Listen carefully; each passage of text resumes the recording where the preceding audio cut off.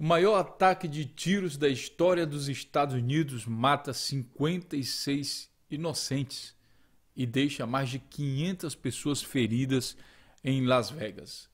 Um homem atirou do 32º andar de um hotel, de um resort, contra uma multidão que participava de um festival de música country.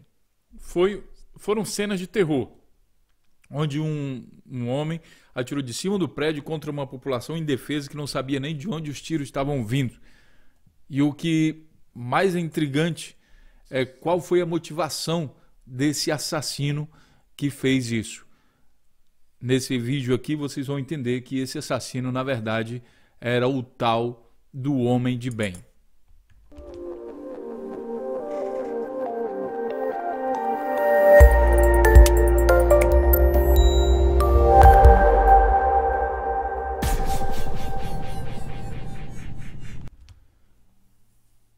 A notícia que está chocando o mundo inteiro é essa notícia que trata-se do maior ataque a tiros da história dos Estados Unidos.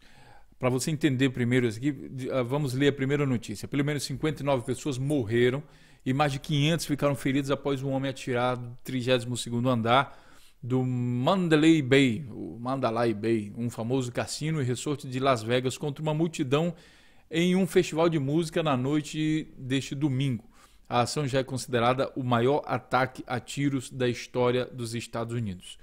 O massacre foi reivindicado pelo Estado Islâmico, mas a gente já vai chegar lá, né? Aqui, antes de tudo, aqui está a foto do atirador, do assassino, Stephen Paddock, suspeito de ter atirado. Na verdade, já se tem a confirmação de que foi ele mesmo, né, que atirou. Vamos entender então a sequência. Feito isso, entendendo a notícia, é preciso que você entenda também que por trás disso, as vítimas desse massacre são pessoas. Tá? Veja quem são as vítimas já identificadas do ataque em Las Vegas. Então você vai ver aqui pessoas. Por exemplo, esse casal aqui foi assassinado. Acompanhe em tempo real. O enfermeiro Sonny Melton foi identificado como uma das vítimas do ataque. Não o casal, mas esse rapaz aqui foi assassinado por esse tiroteio desse maluco. Sonny Melton, 29 anos. Essa garota aqui, provavelmente, Angela Gomes, né, é esse sorriso dessa garota também morreu em consequência disso. Esse rapaz aqui também morreu, o Charleston Hartfield, 34 anos, quem sabe esse rapaz aqui, enfim. Eu vou deixar aqui o link para que você olhe bem nos olhos dessas pessoas e entenda que essas pessoas que não têm nada a ver com a maluquice das outras pessoas, com arma na mão, liberados por um processo aí, por uma legislação que tem interesses econômicos nesse processo. Essas pessoas foram vítimas da falta de regulamentação sobre, de fato, quem pode e quem não pode possuir armas em um determinado país. Quando o interesse econômico é maior, ele libera para que todo mundo, quanto mais vender, melhor. Mais a empresa vai lucrar e aí uma pessoa lucra, na verdade, com a morte das pessoas. Meu pessoal, entenda uma coisa. Arma serve para matar. Dar arma a toda a população significa que você compra a briga e assume a possibilidade de haver massacres como esse. Então existem sim culpados disso. No Brasil a gente tem uma linha de pessoas que defendem esse tipo de situação. E a gente já vai falar sobre isso. A polícia apreendeu 42 armas que eram de atirador, o que se sabe até agora. Notícia publicada aqui no R7. Autoridades desmentem rumores e diz que Stephen Paddock agiu sozinho. Portanto, você que tinha uma esperança de dizer que não, ele não sei o que, foi o islamismo, não sei o que, foi o fanático, foi o comunista, foi não sei quem, não. Ele agia sozinho. Tá? O Departamento da Polícia no estado de Nevada informou na noite da segunda-feira que apreendeu 42 armas em posse de Stephen Paddock, de 64 anos, que matou 59 pessoas. E aí a segunda notícia diz que o Estado Islâmico reivindicou. O Estado Islâmico ele é uma instituição, digamos assim, que tenta se aproveitar dessas coisas de terrorismo, porque aí ele mostra também que ele é forte. Se esse cara disse que foi o Estado Islâmico, então beleza. Ele mostra que o Estado Islâmico é forte e consegue fazer coisas dos Estados Unidos. Então ele reivindicou isso, mas o FBI não viu ligação do atirador com o terrorismo internacional. Não tinha nada, nenhum indício que indicasse que ele tinha alguma ligação com o terrorismo internacional. E aí, o que se sabe até agora sobre o ataque? aqui tem um vídeo falando sobre isso, mas eu vou diretamente aqui a qual a motivação do atirador para o ataque. Então, por que esse homem fez isso? Isso permanece sem ser esclarecido. O homem de 64 anos era um contador aposentado sem histórico criminal no estado de Nevada, onde vivia atualmente. Era um cara rico que jogava vídeo poker em cruzeiros. Descrevia seu irmão Eric, acrescentando que estive o próprio irmão, né, apostando $100 por mão e podia comprar o que quisesse. Era um cara que tinha grana. De acordo com o familiar, ele teria ganhado dinheiro investindo em imóveis. Então era um investidor de imóveis, ganhou dinheiro com isso. Era um cara tranquilo, não tinha qualquer vínculo político ou religioso, nada, nenhuma afiliação religiosa, política, ele só saía para passear. Era apenas um cara normal. Algo se rompeu nele, algo aconteceu. O pai de Paddock se chamava Patrick Benjamin Paddock e era um ladrão de bancos, que figurou na lista dos criminosos mais procurados pelo FBI de junho de 69 até maio de 77, de acordo com a CNN. Seu pai morreu há alguns anos.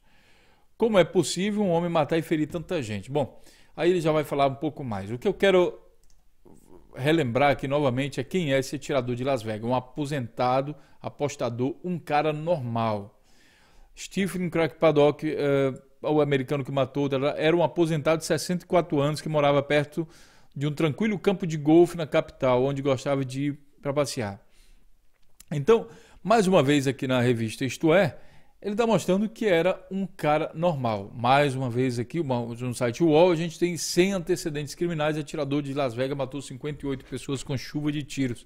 Isso aqui foi publicado ontem. A atualização hoje já mostra que já são 59 pessoas.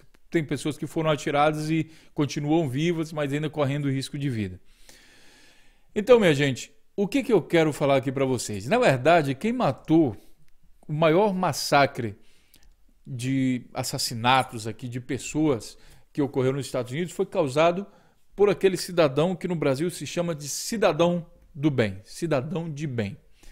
Esse cidadão de bem é defendido por eleitores, por exemplo, como Bolsonaro, que é bancado pela indústria de armas e do agronegócio, bancam a campanha de Bolsonaro porque o Bolsonaro já declarou que ele pretende fazer aí um processo de uma forma de que todo cidadão brasileiro tenha direito a ter uma arma.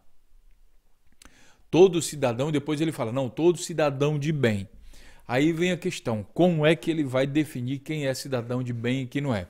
Sabendo que Bolsonaro tem problemas com pessoas de cor, pessoas de etnias, de minorias, quilombolas e tudo mais, então, consequentemente, é muito provável que o Bolsonaro vá definir as pessoas de bem como esse cidadão aqui, esse senhor.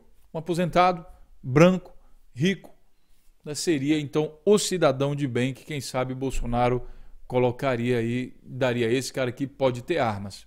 E é justamente, e é lamentavelmente, que esse cidadão, chamado cidadão de bem, seja o assassino de todas essas pessoas que são inocentes. Morreram simplesmente por causa da maluquice de um cidadão. O que eu quero dizer com isso é o seguinte, minha gente, não existe isso de cidadão de bem. Não dá para escolher pessoas de bem ou de mal de acordo com a sua cor, com a sua origem, não tem nada disso, não existe isso. E nem todo mundo está capacitado para ter uma arma, nem todo mundo tem equilíbrio emocional suficiente para ter uma arma. Num país como o Brasil, onde brigas de trânsito causam morte, imagina se todo mundo tivesse armado. Teríamos muito mais mortes. E isso eu tenho certeza que as pessoas que têm boa índole, elas não desejam morte a cada minuto, a todo instante, em todos os lugares. A quem interessa isso? Isso só interessa a indústria de armas, que é a indústria que fomenta guerras pelo mundo. Essa indústria também está interessada numa guerra civil, porque aí ela vende mais. Isso só interessa a ambição de pessoas que visam o lucro acima de qualquer coisa, até mesmo acima da vida das pessoas. Então, pense muito bem. No ano que vem, nós temos eleições e aparecem aí candidatos defendendo o armamento da população. Esses mesmos candidatos são, no mínimo, burros, porque ao mesmo tempo que ele defende que o cidadão tem que ter uma arma, ele defende a polícia como sendo o serviço de segurança pública. Agora imagina, Ou o cidadão defende a polícia, ou ele defende que o cidadão de bem vai se defender sozinho. As duas coisas não tem como defender. É, no mínimo, uma prova de que a pessoa não tem muito esclarecimento no cérebro. Deixe seu comentário. O que você acha disso? De o maior massacre dos Estados Unidos ter acontecido justamente por aquela figura, né, que as pessoas muitas vezes qualificam como sendo um homem de bem. Grande abraço e até a próxima notícia.